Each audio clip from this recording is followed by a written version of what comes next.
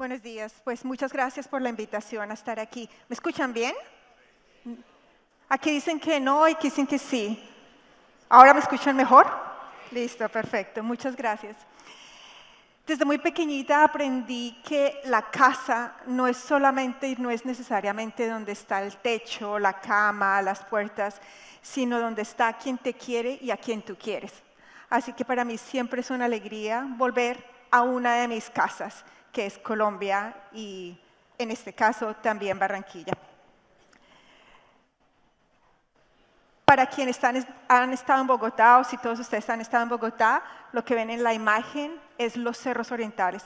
Y los cerros orientales para mí fueron determinantes en toda mi vida durante los 26 años que crecí, viví y me hice aquí en Colombia. Como le digo a mis amigos, si tú miras aquí atrás, ahí dice Made in Colombia, no Made in China. Y los cerros orientales son para mí representativos porque si tú estás en Bogotá y tú sabes que al oriente está Monserrate, no te pierdes.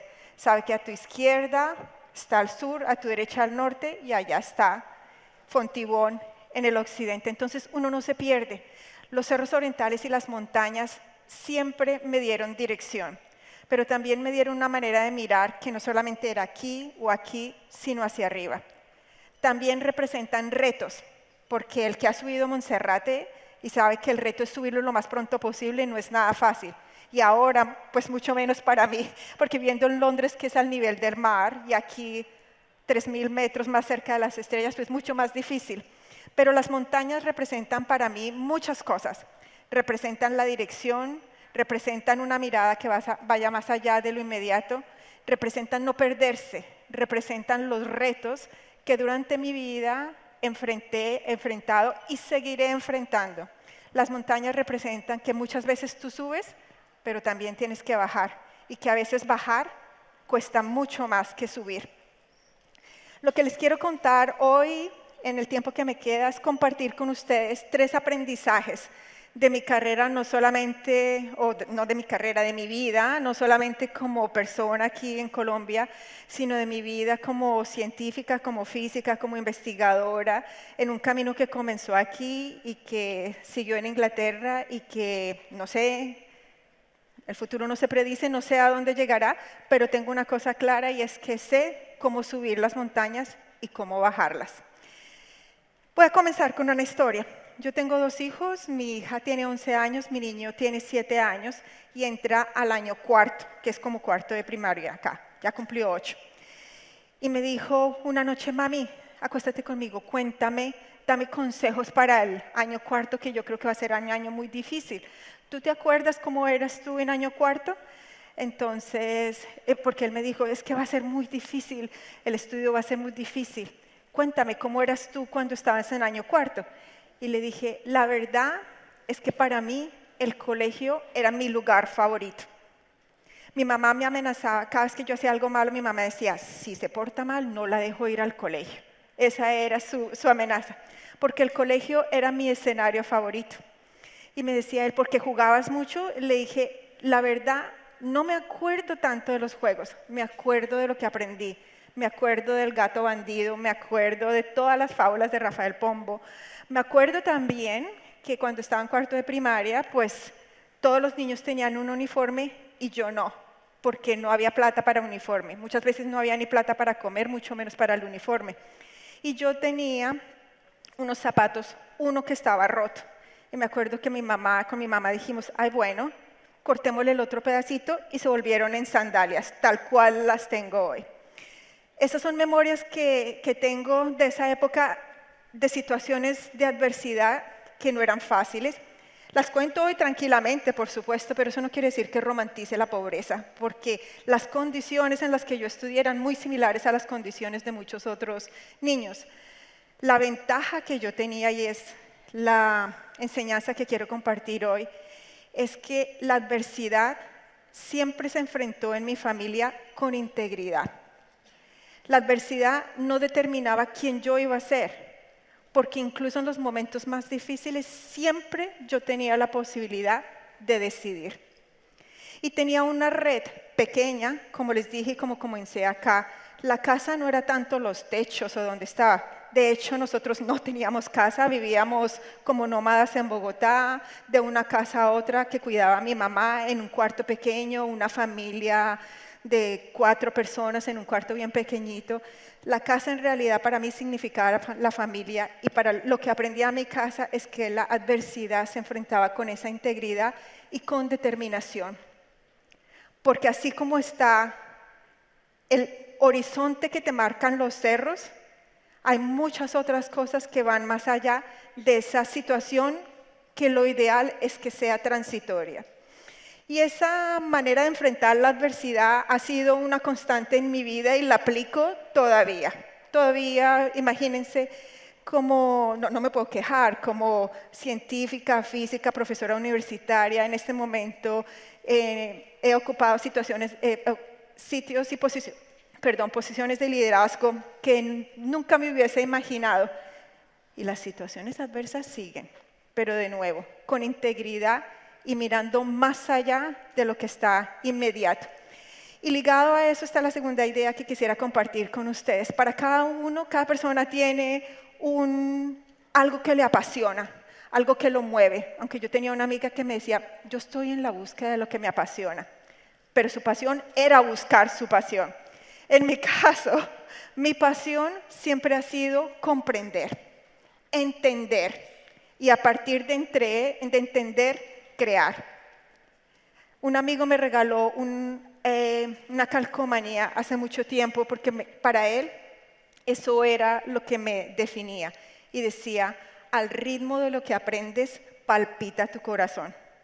Hoy en día, al ritmo de lo que aprendo y lo que creo desde el punto de vista científico, palpita mi corazón. A veces palpita despacito porque es difícil crear ciencia, pero sigue palpitando. Entonces es importante, mi experiencia es una de muchas, pero cada uno de nosotros tiene eso al ritmo de lo que tú lo llenas, palpita tu corazón.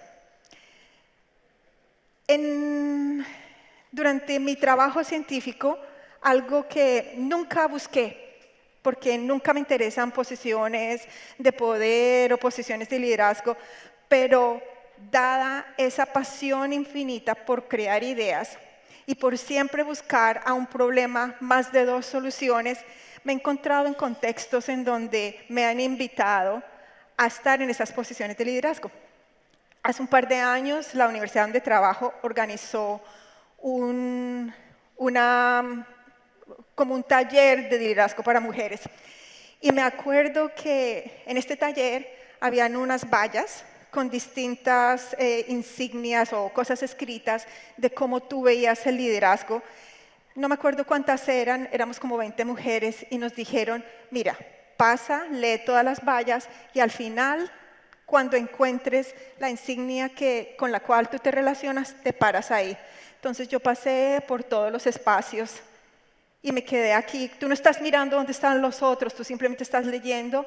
Yo me quedé leyendo esto y me quedé leyendo y me quedé ahí. Cuando yo volteé a mirar, yo estaba en esta valla y todas las otras mujeres estaban en esa otra valla. Entonces yo volví a leer a ver si era que me había equivocado. No, sí, esta era la valla en la que yo me quería quedar. En esa valla decía liderazgo, balance, algo entre balance, familia y trabajo.